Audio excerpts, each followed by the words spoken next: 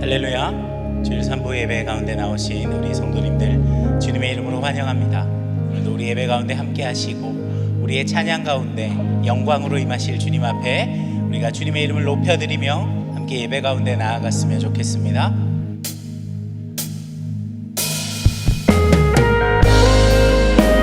우리 지난주 함께 했던 찬양인데요, 우리 오늘 한 번 더 이 찬양 주님 앞에 올려드렸으면 좋겠습니다.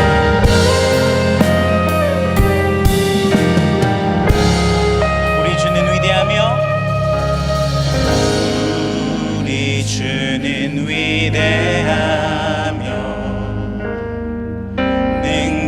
능력이 많으시도다. 그의 지혜 무궁하며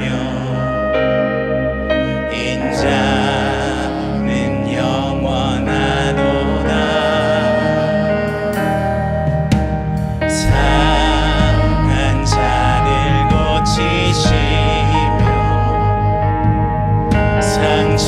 상처를 싸매시도다.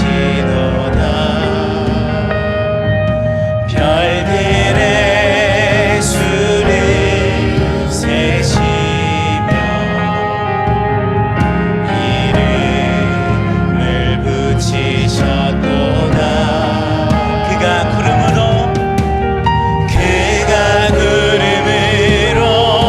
하늘을 덮으시며 땅을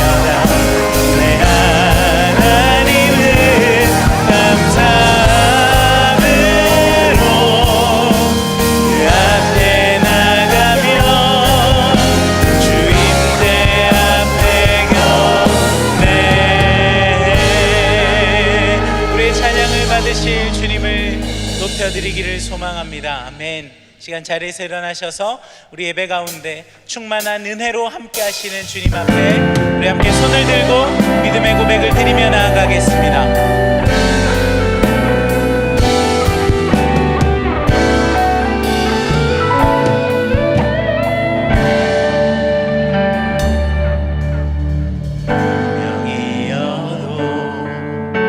공허하지 않은 것은 예수 안에 난 만족함이라.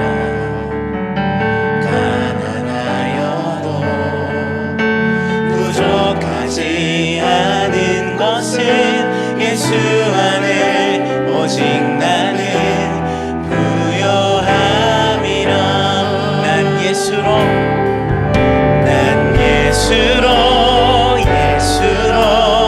예수로 충만하네. 난 예수로 충만하네. 난 예수로 충만하네. 영원한 왕 내 안에 살아계시네.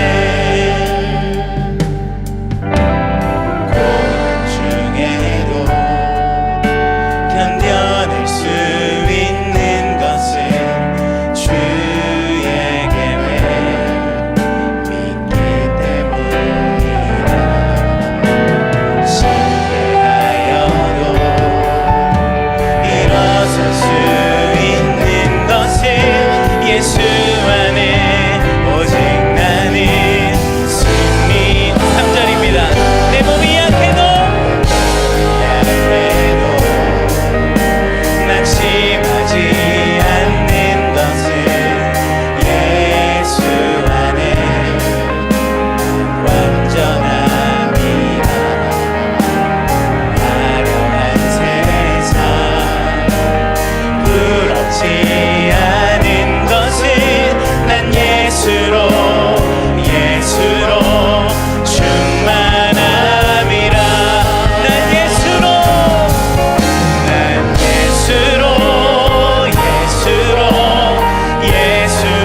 충만하네. 세상 모든 것들도 부럽지 않네. 난 예수로 충만하네. 영원한 왕 내 안에 살아계. 난 예수로 할렐루야. 난 예수로 충만하네. 세상 모든 풍파도 두렵지 않네. 난 예수로 충만하네. 영원한 왕 내 안에 살아계시네. 영원한 왕 내 안에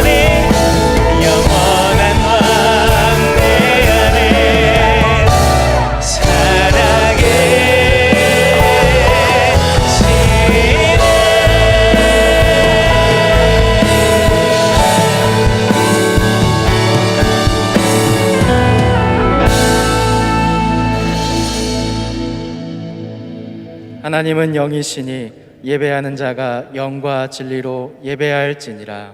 아멘.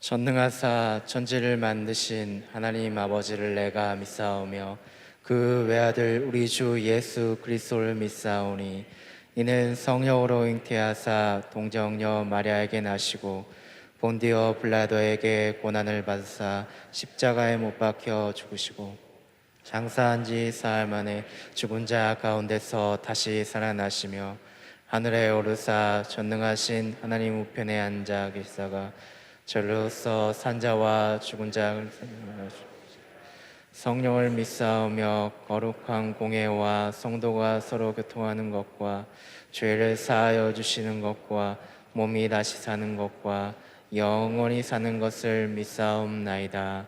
아멘.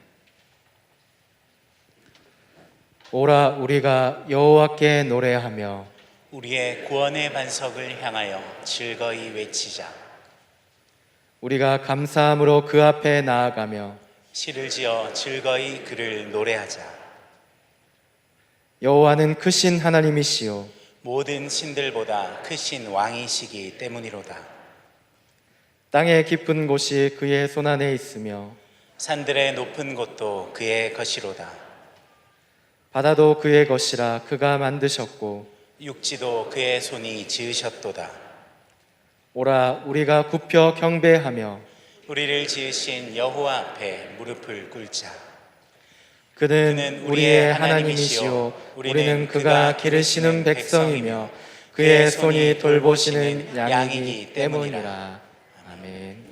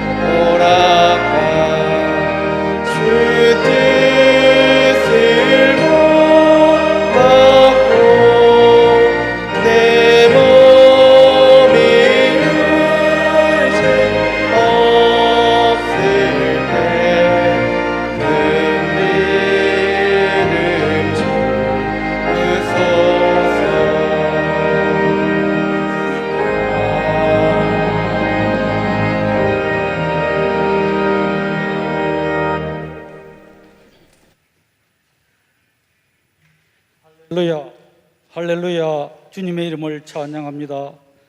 주의 이름을 높입니다. 아버지 하나님, 우리들을 통하여 영광 받아 주시옵소서. 참으로 주님께서 내일의 사랑하는 권속들을 이렇게 불러주시니 감사합니다. 아버지 하나님이여, 우리들 마음속에, 우리들 영혼 속에 혹시 죄악이 묻어있다면 주님의 십자가 보혈로 씻어 정하게 하여 주시옵소서. 깨끗한 마음으로 주님 앞에 상달되는 예배를 드리게 하여 주시옵소서. 또한 아버지 하나님이여, 이 시간에 성령 하나님께서 운행하여 주시고 하늘의 천군 천사들을 대동하여서 이 예배를 축복하여 주시옵기를 간절히 바라고 원합니다. 아버지 하나님이여, 참으로 이 코로나를 지나면서 아버지 하나님이여, 세계 질서가 재편되고 있습니다. 참으로 양의 국가와 염소의 국가로 나뉘는 조짐을 보이고 있사오니 아버지 하나님이여, 우리의 내일의 건축들은, 우리 내일의 성도들은 이 비밀을 잘 깨달아서 영적으로 성숙하여서 참으로 이 때를 잘 대처하게 하여 주시옵소서. 또한 아버지 하나님이여, 이 코로나가 지나면서 오랜 시간을 지나면서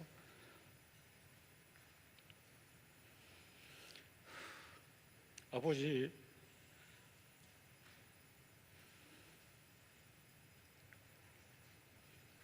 우리 교회에 많은 분들이 어려움을 당하고 영육간에 상한 자들 있사오니 주님께서 역사하여 주시옵소서.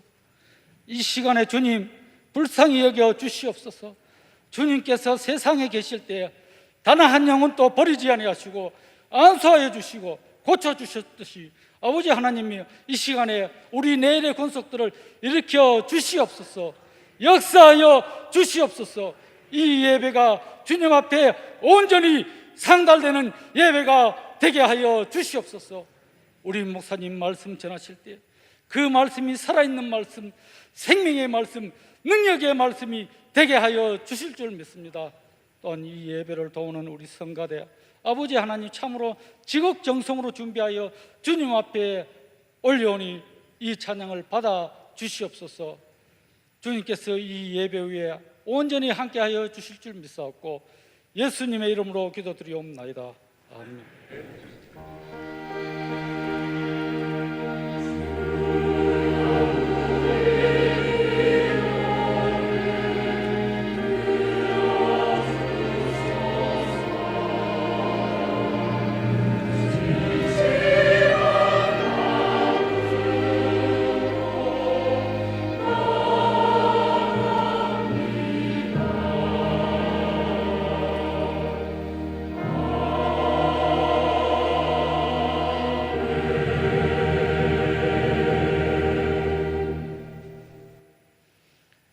우리 교회에 새롭게 등록하신 분이 있습니다. 김수환, 이수민 성도님 환영하고 축복합니다.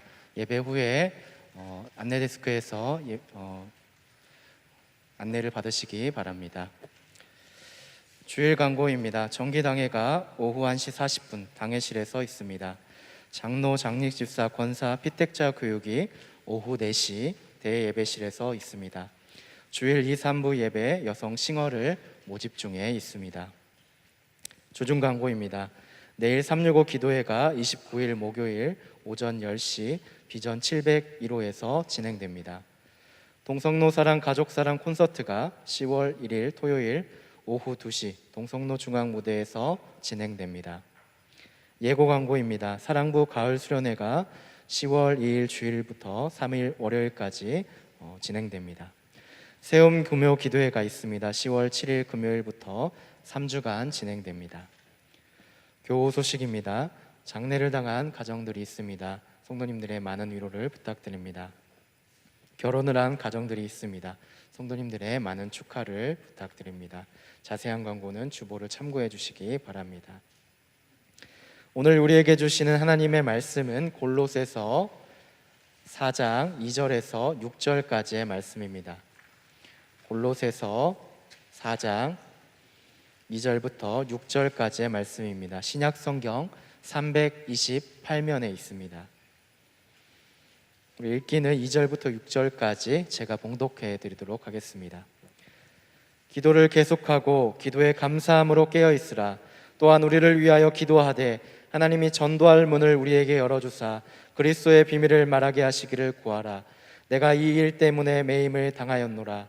그리하면 내가 마땅히 할 말로써 이 비밀을 나타내리라. 외인에게 대해서는 지혜로 행하여 세월을 아끼라. 너희 말을 항상 은혜 가운데서 소금으로 맛을 냄과 같이 하라. 그리하면 각 사람에게 마땅히 대답할 것을 알리라. 아멘.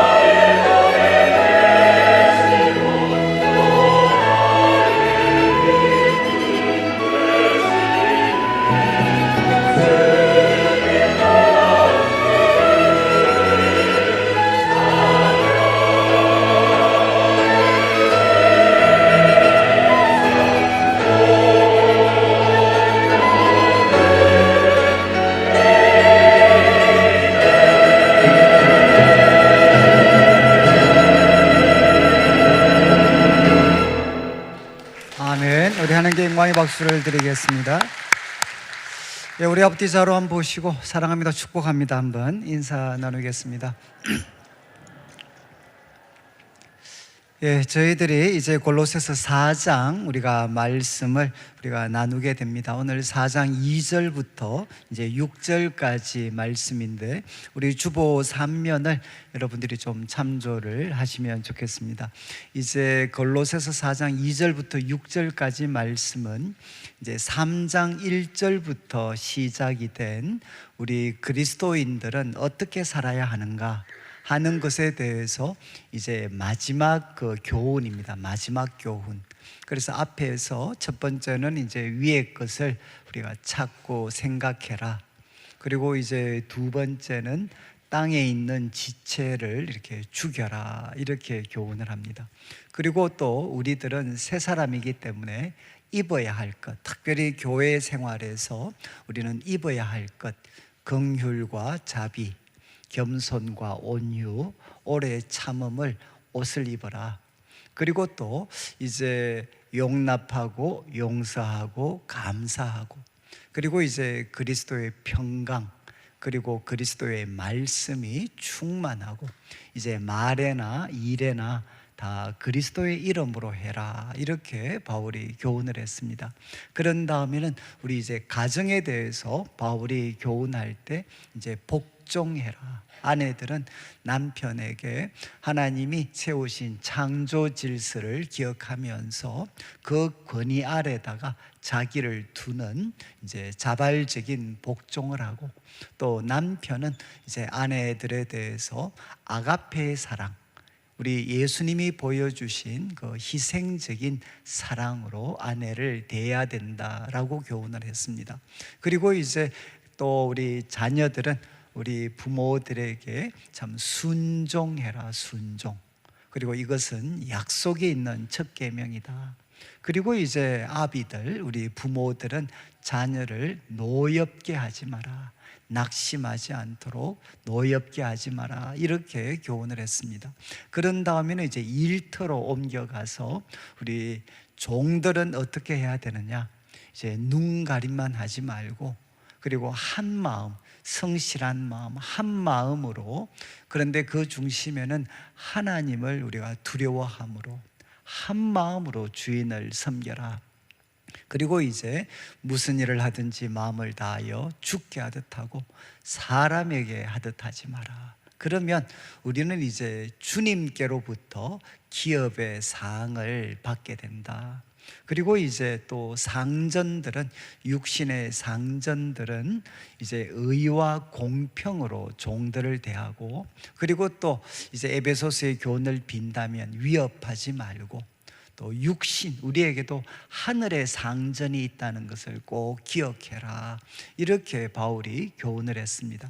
여러분 이제 3장에 나온 교훈들을 쭉 생각해 보면 아마 우리 모든 성도님들 마음에 고개를 끄덕끄덕 하실 수 있을 것 같습니다. 그래, 참 그렇게 살면 좋을 것 같아.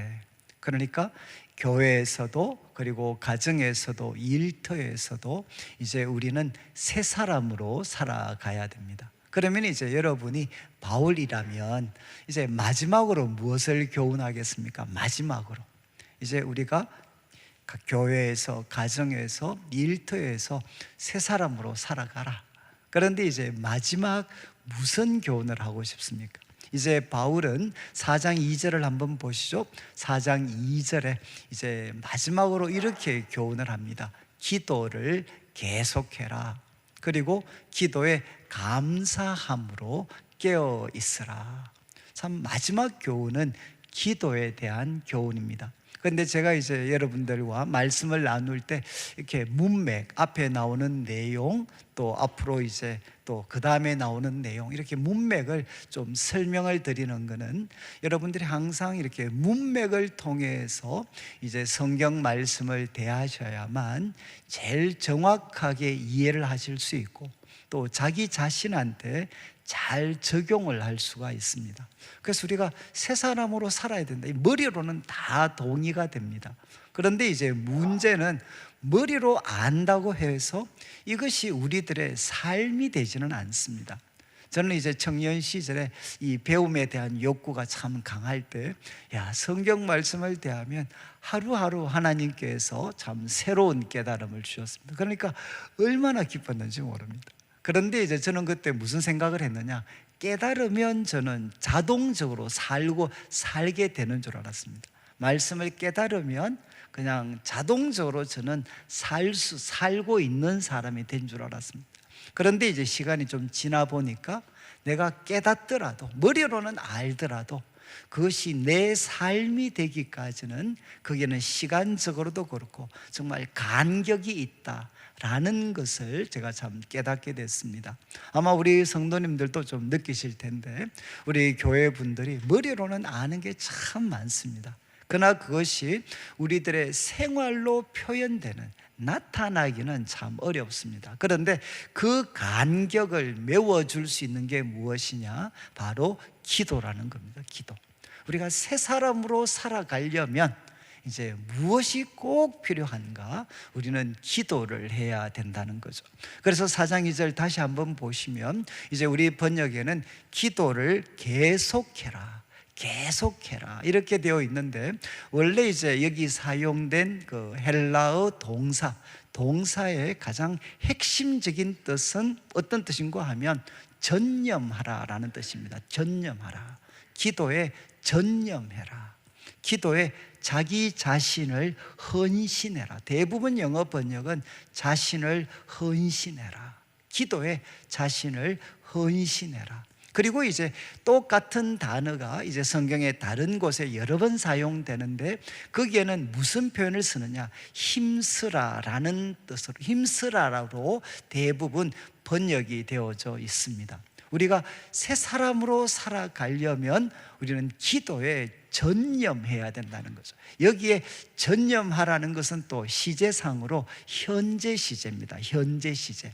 이 헬라어에서 현재는 계속과 반복의 뜻을 갖고 있습니다. 계속, 반복. 그러니까 이제 기도를 한 번 전념하라는 게 아니고 계속해서 반복적으로, 그리고 지속적으로 우리가 기도에 전념해야 된다, 이렇게 바울은 우리에게 도전을 합니다. 그런데 이 기도에 전념하는 것은 성경이 기록하고 있는 우리 초대교회의 가장 특징적인 모습입니다. 특징적인 모습.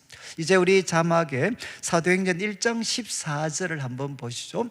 1장 14절 보면 이제 오순절 성령 강림이 주어지기 전에 그때 무엇을 했나? 예수님의 제자들, 그리고 가족들, 그리고 포함해서 120명의 성도들은 무엇을 했습니까? 마음을 같이하여 오로지 기도에 힘쓰니라. 오로지 기도에 힘쓰니라. 이게 뭔가 하면 똑같은 단어입니다. 기도에 전념했다. 기도에 자신을 드렸다는 거죠. 자, 이렇게 해서 성령이 그들에게 임하셨습니다. 그래서 초대교회가 역사 가운데 나타나게 됩니다. 그때 이제 2장 42절을 보시면 그 초대교회의 모습을 이렇게 묘사합니다. 그들이 사도의 가르침을 받아, 지금 같으면 이제 설교가 되겠죠. 이제 사도의 가르침을 받아, 두 번째는 무엇을 하나? 서로 교제하고 떡을 떼며, 만약에 우리 교회 같으면 예침 모임과 같은 겁니다. 말씀을 받고 성도들이 함께 모여서 교제하고 떡을 떼고, 그 다음 이것으로 끝난 게 아니라 세 번째가 무엇입니까? 오로지 기도하기를 힘쓰니라. 똑같은 단어입니다. 오로지 기도하기를 힘쓰니라. 초대교회 가장 특징적인 모습, 그들은 어떤 공동체였나? 기도하기를 힘쓰는 공동체였다는 겁니다. 그런데 이제 초대교회가 급성장하면서 여러분 위기가 찾아왔습니다. 그리고 그 위기에 대처하기 위해서 이제 사도들은 무엇을 하나? 7 집사님들을 세우게 됩니다. 그래서 7 집사님들을 세워서 그분들에게 재정과 나눔에 대한 일들을 맡깁니다. 자, 그런데 6장 4절을 한번 보시죠. 6장 4절. 그러면서 우리는, 여기는 이제 사도들입니다. 7 집사님들을 세워서 그들에게 사람을 돕고 섬기고 재정을 관리하는 것은 맡기고, 우리는 무엇을 하나? 기도하는 일과 말씀 사역에 힘쓰니라. 여기 힘쓰니라가 똑같은 단어입니다. 그들은 말씀과 기도에 힘쓰겠다, 힘쓰리라, 이렇게 그들은 다짐을 하게 됩니다. 그리고 이제 사도 바울도 로마서 12장 12절에서 이렇게 권면을 하죠. 소망 중에 즐거워하고 환난 중에 참으며, 그 다음 뭐 하라고 했습니까? 기도에 항상 힘을 써라. 여러분, 사도 바울도 바로 교회를 향해, 로마 교회를 향해 편지를 쓰면서, 여러분 로마서 12장은 우리 그리스도인이 어떻게 살아야 하는가 하는 것을 가장 압축적으로 묘사한 성경 중에 하나입니다. 그래서 너희 몸을 하나님이 기뻐하시는 산제사로 드려라. 그러려면 마음을 새롭게 함으로 변화를 받아서 하나님의 선하시고 기뻐하시고 온전하신 뜻이 무엇인지 분별하도록 해라. 그리고 교회에서 하나님이 주신 은사를 가지고 섬기고, 그리고 이제 이 단락이 오면 교회 가운데서 거짓이 없는 사랑으로 서로를 대해라. 그 가운데 우리 성도들이 이 땅을 살 때 피할 수 없는 게 환난이죠. 환난. 그 환난 중에 잘 인내해라. 그리고 소망 중에 즐거워해라. 그러면서 이것이 올바로 작동하려면 무엇이 필요합니까? 기도에 항상 힘쓰라. 그래서 우리 성도들이 해야 될 가장 중요한 일은 기도에 항상 힘쓰는 것이라는 겁니다. 예수님께서도, 우리 누가복음 18장 1절 한번 보시죠.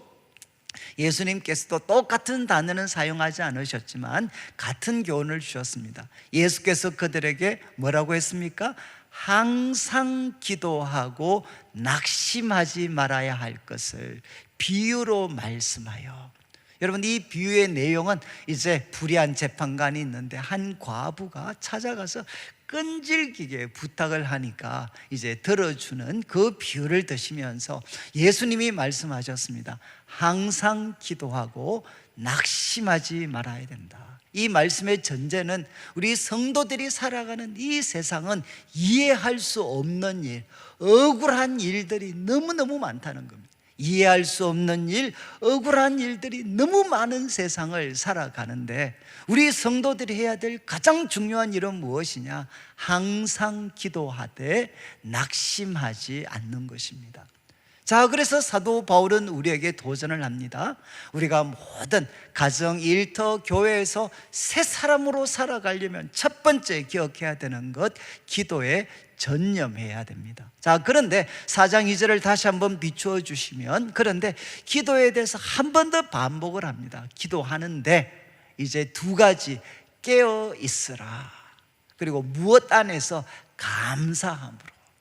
감사함으로 깨어 있어야 된다. 어떻게 기도해야 되나 바울이 가르칩니다. 두 가지 단어, 깨어 있으면서 그리고 감사하면서 기도해라. 여러분, 여기에 참 깨어 있는다는 것이 굉장히 중요한, 그래서 여러분들이 나중에 에베소서 6장에도 같은 단락 내용들이 나오는데 거기도 강조, 깨어 있어야 돼. 기도하는데 가장 중요한 거 깨어 있어야 된다. 자, 그런데 이 깨어있다라는 말이 이제 신약 성경에 한 24번 정도가 나옵니다. 그런데 세 가지로 대충 사용이 됩니다. 한 절반 정도는 어디 사용되나? 우리 데살로니가 전서 5장 6절을 한번 보시죠. 데살로니가 전서 5장 6절, 바울이 이렇게 이야기합니다. 그러므로 우리는 다른 이들과 같이 자지 말고 오직 깨어 정신을 차려라. 오직 깨어 정신을 차려라. 다른 이들과 같이 자지 말고. 여러분, 데살로니가 전서 5장은 무엇을 가르치는 성경이냐? 예수 그리스도의 재림을 가르치는 내용입니다. 그래서 절반은 다 무엇을 긴장으로 사용되느냐? 예수님이 다시 오십니다. 예수님께서 다시 오시고 우리는 그분 앞에 서게 될 것이기 때문에, 여러분, 우리는 이 땅을 살아갈 때 어떻게 살아가야 되느냐? 깨어서 살아가야 된다는 거죠. 깨어 있어야 된다는 겁니다. 여러분, 우리가 기도할 때도 주님이 다시 오십니다. 그리고 우리들의 삶을 그분이 평가하실 겁니다. 그래서 매 순간 기도할 때마다 우리는 어떻게 해야 되나? 깨어 있어야 된다는 거죠. 그런데 또 한 가지 마태복음 26장 41절을 보시면 유명한 구절입니다. 시험에 들지 않게 깨어 기도해라. 시험에 들지 않게 깨어 기도해라. 여기 이거는 종말론적인 상황이 아니죠. 지금 제자들이 어떤 상황에 놓여져 있습니까? 예수님께서 십자가를 목전에 두고 바로 겟세마네 동산에서 기도할 때 베드로를 포함한 3명의 제자들이 같이 동행했습니다. 그들을 향해 예수님께서 당부하신 거죠. 시험에 들지 않게 깨어 기도해라. 왜 깨어 있어야 됩니까? 지금 그들이 처해 있는 상황이 엄중한 순간이기 때문에, 중요한 순간이기 때문에 깨어 있어야 된다는 거죠. 그런데 제자들은 어떻게 했습니까? 결국 깨어 있지를 못했습니다. 결과는 어떻게 되었느냐? 베드로에게는 정말 그 삶의 가장 큰 오점이죠. 예수님을 3번이나 부인하는 치명적인 실패를 경험하게 됩니다. 여러분, 왜 우리가 깨어 있어야 되겠습니까? 우리에게 주어진 이 순간, 그리고 이 상황이 너무나도 중요한 순간이고 엄중한 순간이기 때문에 우리는 깨어 있어야 된다는 것. 아마 여러분들도 아마 삶을 쭉 살아오시면서 여러분 가장 큰 은혜는 무엇이냐? 우리들의 삶에도 참 긴박한 순간이 있습니다. 그리고 우리들의 삶에 큰 하나의 그런 변화를 만들 수 있는 시기가 있을 때 여러분, 그때 하나님의 은혜로 깨어 있어서 올바른 판단을 했는 것, 이게 우리들의 삶에는 큰 은혜가 되죠. 그렇지만 하나님을 우리가 참 때로는 하나님을 이렇게 멀리하게 되면 어떤 일이 생기나 엄중한 순간인데 그것을 엄중한 상황으로 알지 못하고 잠들어 있는 거죠. 잠들어 있는 것. 여러분, 교회도 그 교회가 처한 상황이 엄중한 순간인데 잠들어 있으면 어떻게 되나? 정말 교회는 큰 위험에 빠지게 됩니다.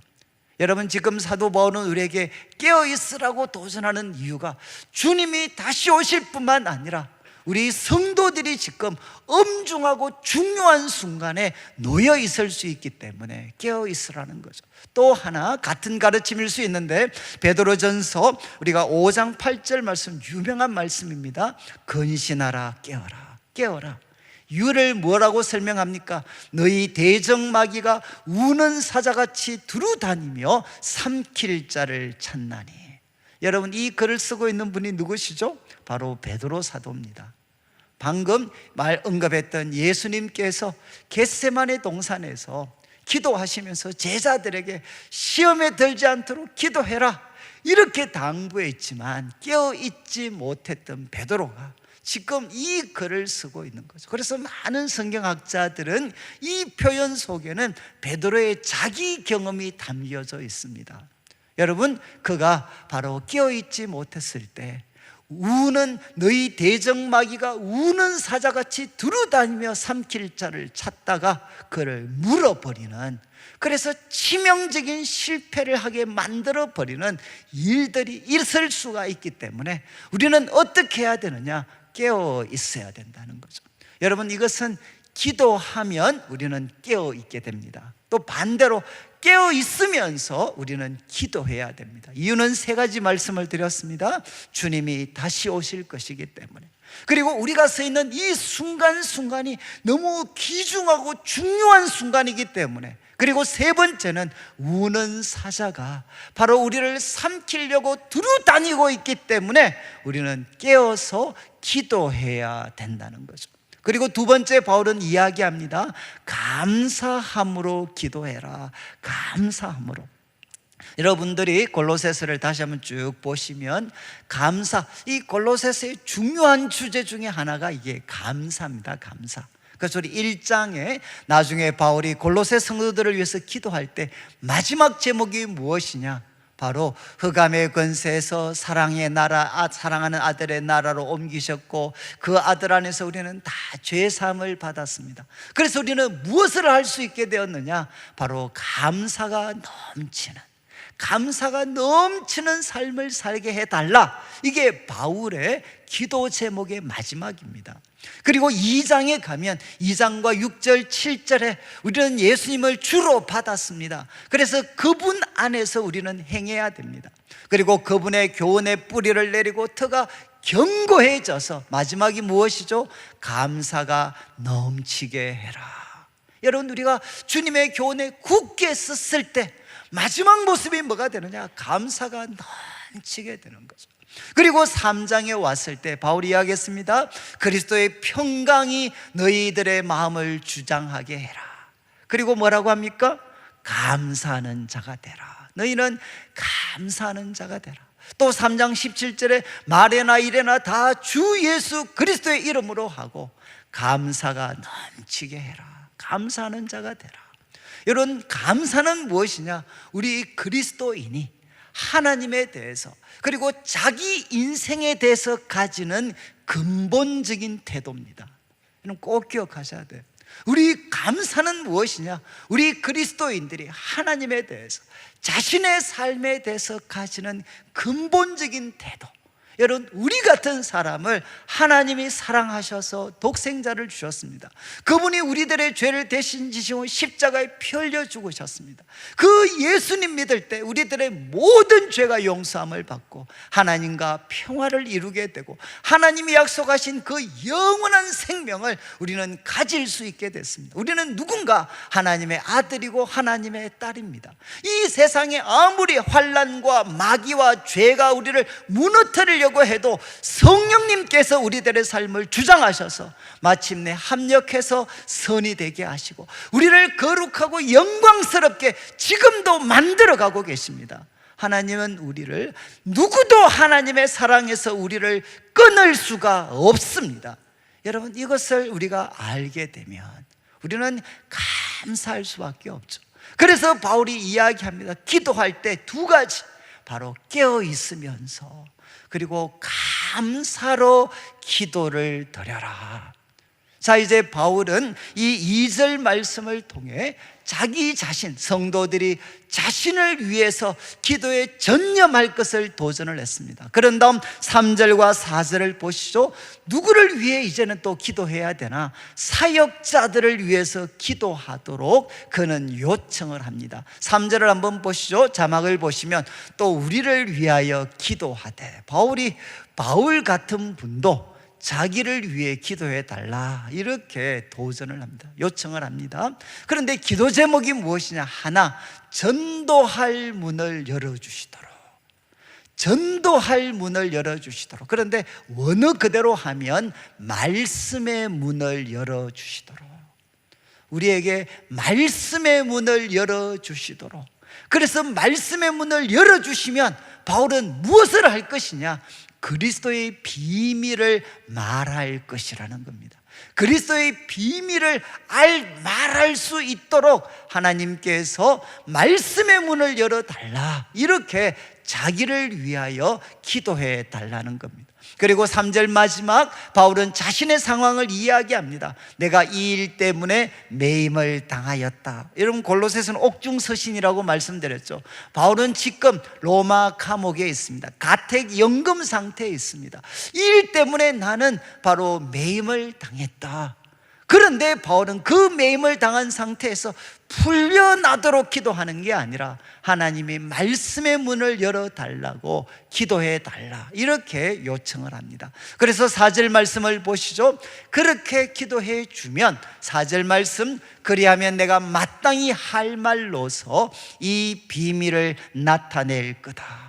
여러분, 여기 이 문이라는 표현은 사도행전 그리고 이제 바울의 글들을 보면 굉장히 이제 인상적인 표현입니다. 결국 문을 열어달라는 것은 무엇이죠?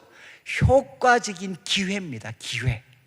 바로 말씀을 전할 수 있는 효과적인, 효과를 낼 수 있는 그런 기회를 열어달라는 겁니다. 그래서 우리 자막에 사도행전 14장 27절 한번 보시죠. 이 말씀은 1차 전도행, 바울과 바나바의 1차 전도행을 마치고 안디옥 교회에 돌아와서 보고하는 장면입니다. 그런데 사도행전은 이렇게 표현을 하죠. 교회를 모아 하나님이 함께 행하신 모든 일과 그 다음 이방인들에게 믿음의 문을 여신 것을 보고하고, 여러분, 하나님을 알지 못했던 이방인들에게 바울과 바나바를 주님이 사용하셔서 무엇을 열어주셨습니까? 믿음의 문을 열어주셨습니다. 놀라운 복음을 전할 수 있는 기회를 주시고, 그리고 복음을 전할 때 성령이 역사하셔서 열매 맺게 되는 그 믿음의 문을 열어주신 것을 보고를 했습니다. 그리고 이제 고린도전서 16장 9절을 한번 보시죠. 바울이 고린도전서를 마무리하면서 자신의 근황을 설명할 때 이렇게 표현합니다. 내게 광대하고 유효한 문이 열렸다. 무엇을 위한 문이겠습니까? 복음 전파를 위한, 그 복음 전파를 위한 광대하고 위대하고 great, 정말 위대하고 그리고 효과적인, 정말 많은 효과를 거둘 수 있는 그 문이 내게 열렸다. 그런데 대적하는 자도 많다라고 자신의 상황을 표현을 합니다. 그리고 고린도후서 2장 2절도 비슷한 내용을 설명하는데, 고린도후서 2장 2절을 보시죠. 내가 그리스도의 복음을 위하 12절, 그리스도의 복음을 위해서 드로아에 이르렀을 때 뭐라고 했습니까? 주 안에서 문이 내게 열렸다. 무엇을 위한 문입니까? 복음을 전할 수 있는, 그리고 그것을 통해 놀라운 열매를 맺을 수 있는 문이 열렸다라고 바울은 도전을 합니다. 여러분, 사도 바울이 이제 성도들에게 요청을 했습니다. 말씀을 위한 문을 열어주시도록, 말씀을 위한 문을 열어주시도록, 그리고 그리스도의 비밀을 전할 수 있도록. 여러분, 이 그리스도의 비밀도 이제 이 골로새서를 할 때 좀 어려움이 있는데, 여기서는 여러분 그리스도와 관련된 비밀이라는 뜻이 아닙니다. 그리스도와 관련된 비밀이라는 뜻이 아니고, 우리 자막에 1장 27절 한번 비추어 주시죠. 1장 27절 바울이 이미 이렇게 표현했습니다. 하나님이 그들로 하여금 이 비밀의 영광이 이방인 가운데 얼마나 풍성한지 알게 하려 하심이라. 이 비밀은 너희 안에 계신 그리스도 신이 영광의 소망이니라. 여러분, 바울이 뭐라고 했죠? 이 비밀이 바로 그리스도라는 겁니다. 하나님께서 만세전부터 진행해 오셨던 그 구원 계획을 비밀이라는 단어로 사용했는데, 그 비밀은 누구냐? 바로 너희 안에 계신 그리스도, 영광의 소망이다. 그리스도 자신이 바로 하나님의 비밀, 하나님의 구원 계획의 중심이라는 겁니다. 그래서 2장 2절도 한번 보십시오. 2장 2절, 이는 그들로 마음의 위안을 받고 사랑에서 연합해서 이에 풍성함에 이르러서 뭐라고 했습니까? 하나님의 비밀인 그리스도를 깨닫게 하려 합니다. 여러분, 그리스도가 누구시죠? 바로 하나님의 비밀입니다. 조금 이제 정리를 하면, 저는 우리 성도님들께서 오늘날 아마 직접적으로는 이 말씀에 해당되는 대상은 아마 전도 아니면 선교와 관련, 우리 선교사님들을 위해서 기도할 때 하나님 저들에게 말씀의 문을 열어주십시오. 우리가 정말 기도해야 될 내용이죠. 말씀의 문을 열어주십시오. 그리고 그 말씀의 문을 열어주셨을 때 하나님의 비밀 그리스도를 담대히 알릴 수 있게 해주십시오. 이렇게 선교사님들을 위해 기도하셔야 됩니다. 그렇지만 저희들과 같은 말씀을 전하는 사역자들을 위해서도 같은 제목으로 기도해 주셔야 되죠. 이것은 물론 이제 말씀의 영향력이 점점 퍼져나가는 것을 의미할 수도 있습니다. 그런데 저는 이 말씀을 묵상하면서 무슨 생각을 했느냐, 여러분, 말씀의 문을 열어주시도록, 이것은 말씀을 알지 못하는 그런 지역에만 새로운 그런 문을 열어주시는 그 내용뿐만 아니라, 저는 이렇게 기도를 하게 됐어요. 하나님, 말씀을 듣는 우리 성도들의 마음에 말씀의 문을 열어주십시오. 이 말씀이 헛되지 않고 이 말씀이 그들의 영혼에 새겨져서 놀라운 열매를 맺을 수 있는 그 말씀의 문을 우리 성도들 영혼 가운데 열어주십시오. 제가 이렇게 좀 기도를 드리는 거는, 제가 지금도 이제 우리 뭐 청년들이나 아니면 교회 여러 부흥회 뭐 이런 부탁을 받아서 이제 한 번씩 설교를 하러 갑니다. 그러면 이제 저희 집사람이 한 번씩 묻죠. 뭐 5분에 가서는 뭐 설교 뭐 하냐 이렇게 물으면 제가 그런 거 묻지 마라, 부끄럽게. 여러분 제가 뭐 다른 교회 부흥회나 수련회 가서 새로운 내용을 하겠습니까? 아니죠. 뭐 똑같은 내용입니다. 똑같은 내용. 그런데 이제 똑같은 내용인데 똑같은 사람이 똑같은 내용을 다른 청중들에게 이제 설교하는 거죠. 그러면 참 제가 설교하면서 제가 스스로도 야, 참 이상하다라고 느낄 때가 있어요. 어떤 경우가 있는가 하면 제가 수십 번, 수백 번 설교했는 내용인데 어떤 교회 가면 이게 말이 떨어지질 않아요. 입이 열리질 않아요. 그래서 성경에 보면 에베소서에서는 입을 열어주사라는 표현이 나오잖아요. 말이 안 나와요. 말이. 정말 한마디 한마디 수십 번, 수백 번 설교했던 내용이고 머리에 다 있는데도 말로 표현이 되질 않아요. 표현이. 그런데 또 어떤 교회 가서 이제 설교를 해보면 뭘 느끼느냐? 이분들이 스폰지처럼 말씀을 흡수하는데 이 정도가 아니고요. 정말 스폰지처럼 흡수하는 정도가 아니라 제가 하나님에 대해서 깨달았고 그분들에게 조금이라도 유익이 될 만한 것이라면 그냥 그분들 속으로 내가 빨려 들어가는 듯한 그런 느낌을 받을 때가 있어요. 여러분, 저는 차이가 무엇이겠습니까? 똑같은 사람이 똑같은 내용을 설교하는데 차이는 무엇이냐? 바로 우리 성도들이 얼마나 기도를 통해 그 마음속에 말씀의 문이 열려지도록 기도했는가. 바로 그 차이가 이런 하나의 변화들을 만들어내는 거죠. 저는 이제 우리 교회는 어떨까 이렇게 생각을 합니다. 우리 교회, 우리 내일교회는 어떻습니까? 여러분, 전자에 가깝겠습니까? 후자에 가깝겠습니까? 희망사항은 이제 후자에 가깝습니다. 그래서 우리 부목사님들이 새로 부임해서 이제 설교를 하면 제일 놀랄 때가 언제냐? 자기가 설교하려고 하는데 우리 성도님들이 펜을 다 꺼내가지고 적으시려고 그런대. 그러면 이제 막 갑자기 긴장이 팍 된대. 예, 다른 교회에서는 별로 필기를 안 하는데 은희는 뭐 성도님들이 습관적으로 필기를 하는 거예요. 그런데 제가 이제 두 가지 놀라죠. 첫 번째는 다 펜 꺼내가지고 필기를 하시니까 놀라고, 두 번째 놀라는 거는 절대 아멘을 안 하기 때문에 놀라고. 제가 이제 밖에서 한 번씩 외부 강사들이 오시면 좀 초조할 때가 있어요. 초조할 때가.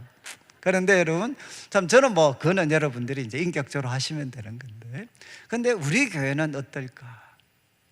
제가 이제 한 가지 예를 들면, 제가 이제 서울에 소위 말씀이 풍성하다라고 하는 유명한 목사님들이 사역하는 교회 가서 제가 한 번씩 설교를 합니다. 설교를 하면 어떻게 될까요?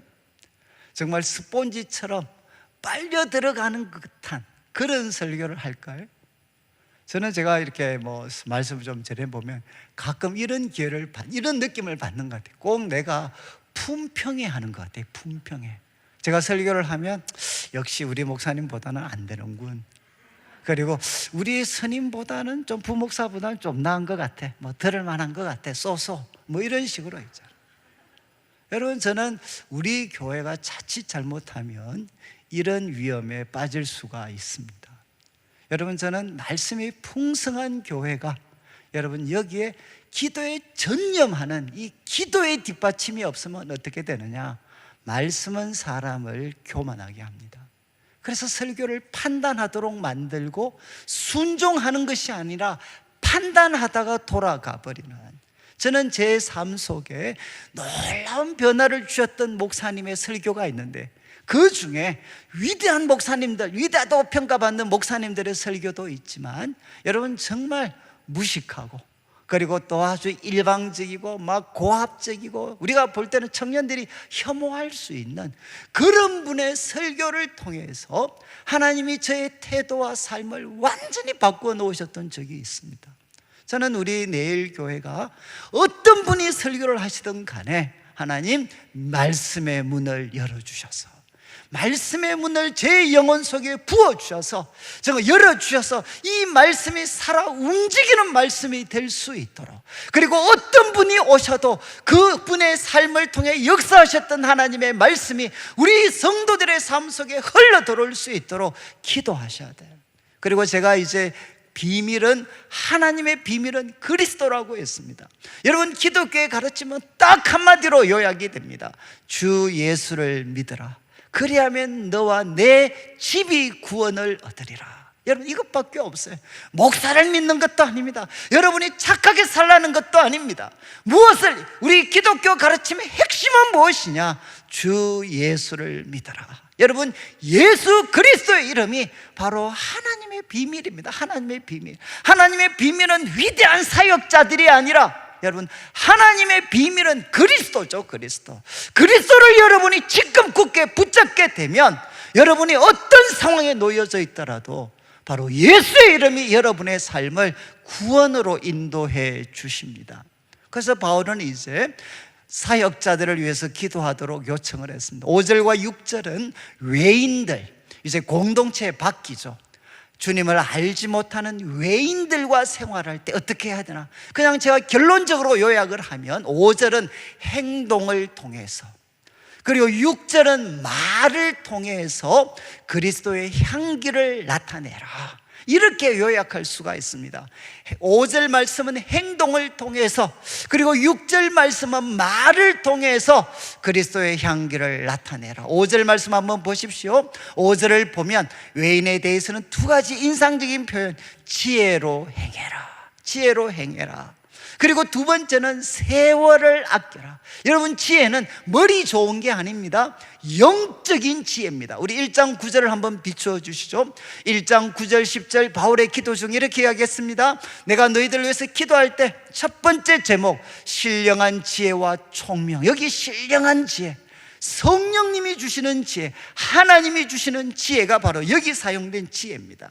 신령한 지혜와 총명 안에서 하나님의 뜻을 아는 것으로 가득 채워지게 되면, 그 다음 10절을 보시죠. 하나님의 뜻을 아는 것으로 가득 채워지면 우리는 주께 합당하게 행하고 범사에 주님을 기쁘시게 하고 모든 선한 일의 열매를 맺을 수가 있습니다. 이런 뜻에서 우리는 외인들을 대할 때 성령님이 주시는 지혜로 바로 그분들을 대해야 돼요. 지혜의 뜻은 무엇이냐? 여러분, 하나님과 그분의 뜻을 알 수 있는 영적인 능력입니다. 하나님과 그분의 뜻을 알 수 있는 영적인 능력이 무엇이냐? 지혜입니다. 지혜. 여러분, 이 지혜가 우리들의 삶 속에 흘러들으려면 무엇보다 말씀을 가까이 해야 되는 거죠. 말씀. 이 말씀 속에 하나님의 뜻이 무엇인지, 예수님이 어떻게 그것을 행동으로 옮기셨는지 생생한 가르침이 있잖아요. 그렇지만 또 한 가지, 성경을 깊이 묵상하고 또 하나는 순간순간마다 성령의 도우심을 구해야 됩니다. 여러분, 우리가 외인들을 상대할 때마다 항상 성령님이 주시는 지혜를 구해야 돼. 여러분, 위로부터 난 지혜에 대해서 야고보 3장 17절 한번 보시죠. 자막을 보시면, 저는 참 이 위로부터 난 지혜, 이 성령, 이제 지금 이야기하는 지혜입니다. 이거는 믿는 성도들과의 관계에서 이렇게 표현하지만 이거는 외인들에게도 적용이 됩니다. 여러분, 위로부터 난 지혜를 야고보는 이렇게 써요. 첫 번째, 성결하다. 여러분, 우리들의 거룩함을 지키는 거죠. 위로부터 난 지혜는 우리의 거룩함을 포기하는 게 아닙니다. 바로 우리들의 거룩함, 첫째는 성결합니다. 그런데 거룩하면 무슨 문제가 생깁니까? 안 믿는 사람과 대화가 안 되는 것 같잖아요. 그런데 위로부터 난 지혜는 두 번째, 화평하고 사람과 사람을 연결시켜 준다. 평화를 만들어낸다는 겁니다. 그런데 평화를 만들어내는 것이 관용하고 양순하며, 여러분, 관용은 무엇인가 하면 양보하는 겁니다. 남한테 기꺼이 양보하는 겁니다. 아브라함이 조카 롯에게 양보한 것처럼 양순하고 관용하고는 양보합니다. 그러니까 평화가 만들어지죠. 그리고 또 양수는 무엇이냐? 남의 입장과 의견을 귀담아 듣는 것입니다. 다른 사람의 입장과 의견을 귀담아 듣고 배려해 주는 것, 이것이 뭔가 하면 양순합니다. 양순.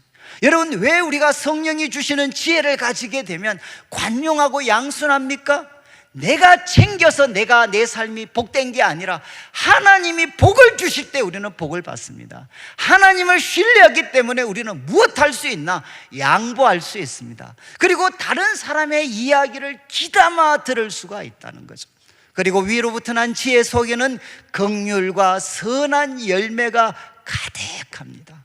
여러분, 예수 믿고 은혜를 받으면 가장 달라지는 게 무엇이죠? 사람은 참 불쌍한 존재입니다. 여러분, 그렇게 폼나고 화려하게 사는 것 같지만 인간은 근본적으로 불쌍한 존재입니다.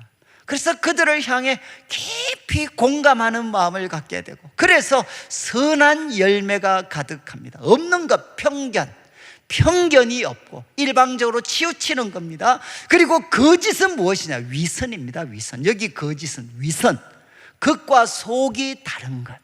여러분, 바로 위로부터 난 지혜는 한쪽으로 치우친다거나, 그리고 이중인격, 정말 위선이 없다는 거죠. 여러분, 이런 지혜를 누가 주실 수 있느냐? 성령님이 주실 수가 있습니다. 그래서 우리 성도들은 어떻게 살아야 되나? 우리 성도들은 외인들에 대해서 성령이 주시는 지혜를 지혜대로 행하고, 두 번째 이야기합니다. 세월을 아껴라. 여러분, 이 번역은 조금 이제 세월은 무엇인가 하면 소위 카이로스입니다. 카이로스. 여러분, 시간에 대해서 두 가지 표현이 있잖아요. 흘러가는 시간. 그렇지만 이게 역사적 사건이 일어나는 시간은 카이로스입니다. 카이로스. 세월을 아껴라. 카이로스, 시간, 사건이 일어나는 시간. 그런데 아끼라라고 번역된 이 단어는 여러분, 원래 뜻은 무엇이냐? 문자적인 뜻은 이겁니다. 밖에라는 단어와 그리고 사다라는 단어가 합쳐진 겁니다. 그래서 이 단어는 어디로 번역이 되느냐? 속량하다라는 단어로 성경에 사용이 됩니다. 여러분, 이 말은 무엇이죠? 노예 상태에 있는 사람을 돈으로 사서 바로 그 노예 상태에서 풀어주는 거니까 속량하고 구원하는 거죠. 여러분, 세월을 아끼라는 것은 이런 뜻을 담을 수가 있습니다.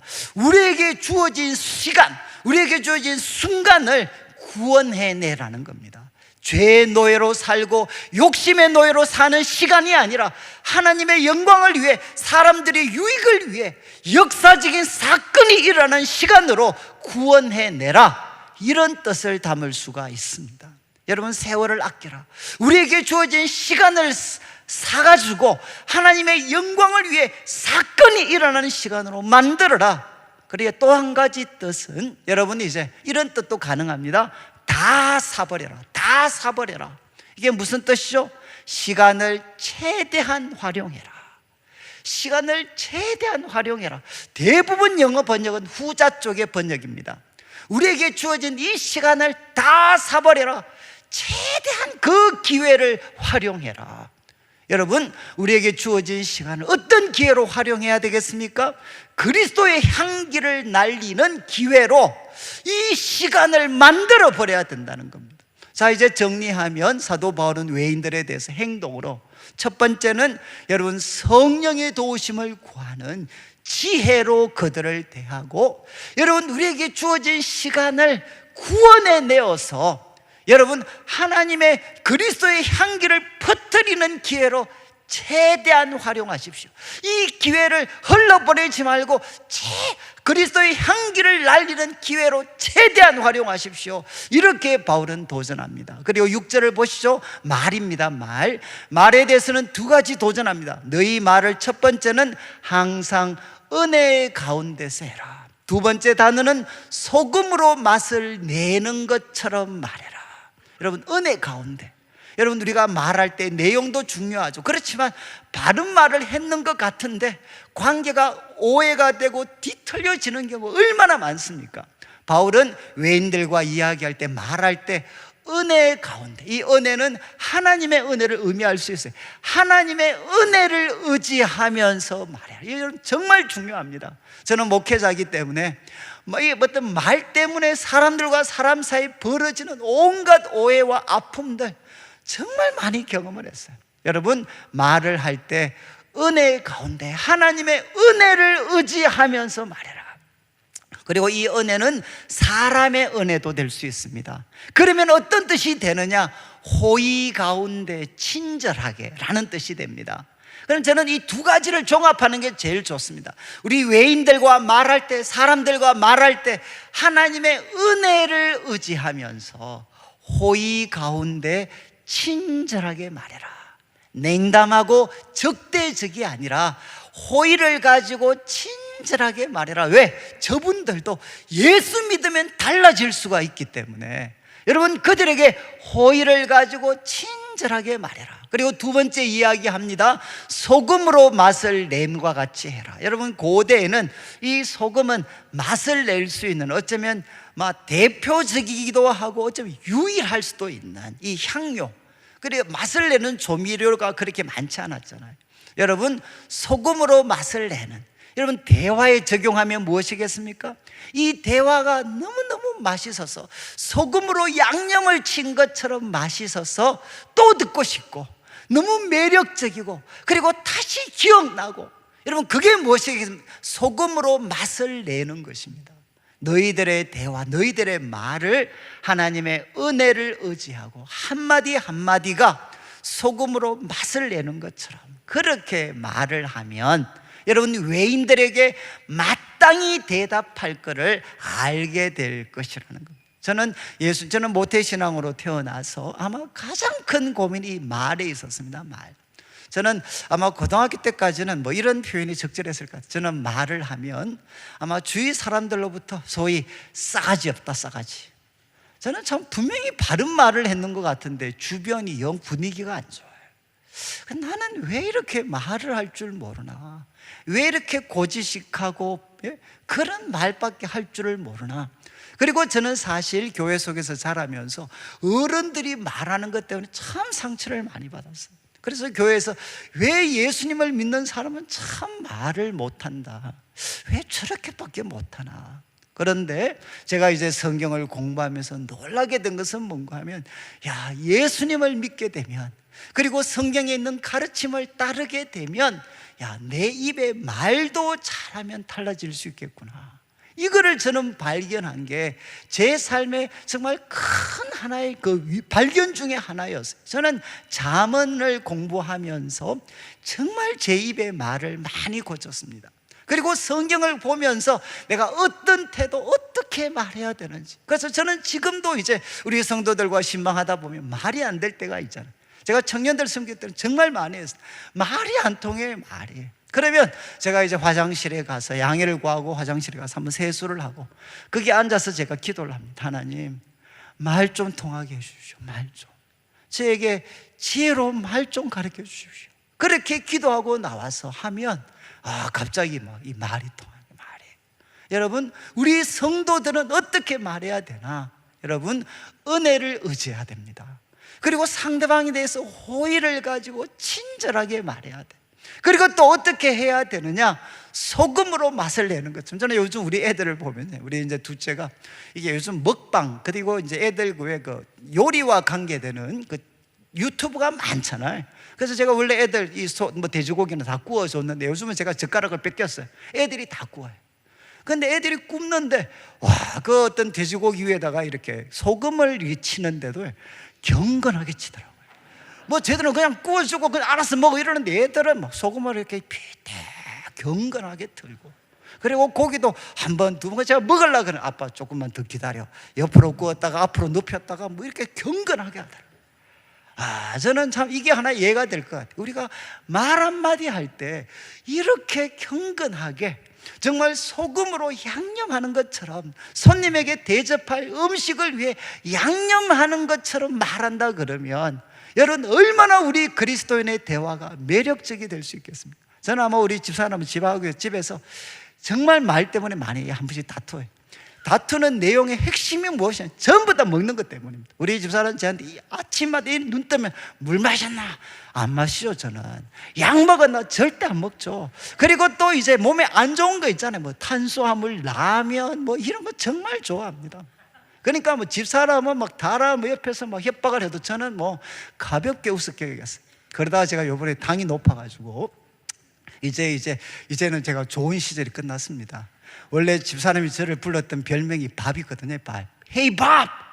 제가 워낙 밥을 좋아하니까. 근데 이걸 이제 제가 잘 못 먹게 됐어요.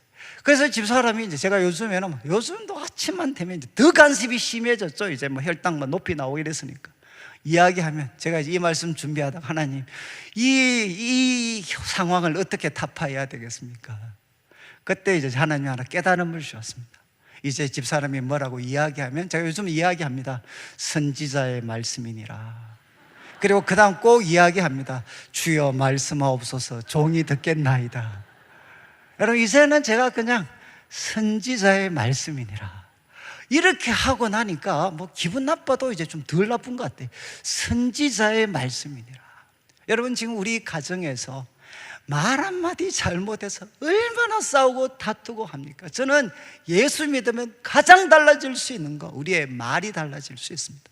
저는 우리 성도님들이 가정에서 그리고 일터에서 은혜를 의지하고 그리고 소금으로 정말 맛을 내는 것처럼 정말 좋은 음식 대접하기 위해서 소금으로 맛을 내는 것처럼 여러분이 말을 하게 되면 그리고 행동하게 되면 저는 우리 성도님들의 삶을 통해 다시 한번 가정과 일터와 교회와 이 대구 땅에 그리스도의 향기가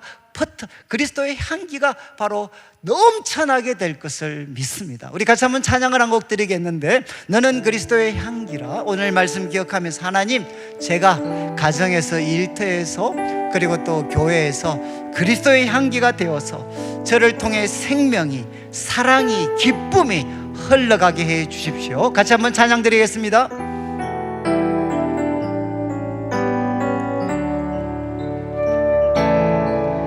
너는 그리스도의 향기라. 너는 그리스도의 편지라. 하나님 앞에서 그리스도의 향기니 너를 통해 생명이 흘러가니 너를 통해 생명이 흘러. 네, 한 번 더 고백하겠습니다. 너는 그리스도의 너는 그리스도의 향기라. 너는 그리스도의 편지라.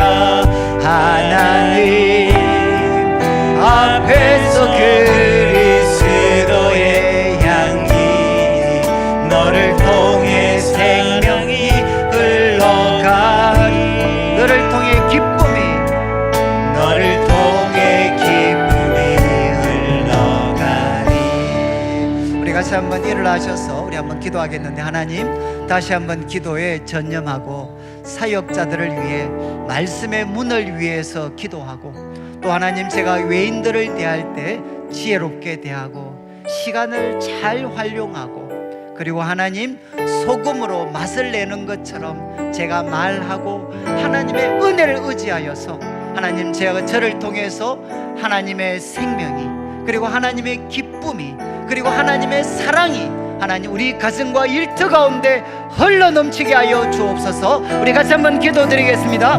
하나님 아버지 감사합니다. 하나님 우리 성도들을 지켜주시고 하나님 도와주시옵소서. 하나님 아버지 도와주시옵소서. 아버지